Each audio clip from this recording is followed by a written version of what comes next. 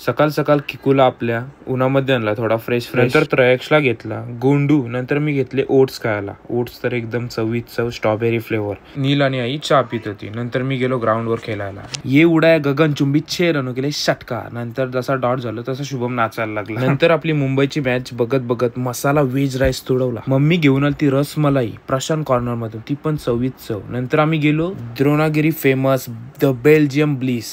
आपले वेफल्स आणि पॅनकेक्स इथे भेटतात, एक नंबर चव. नक्की विजिट करा, खूप सारी गर्दी असते. मी तर जातो कारण की तिथली चव चुम्मा.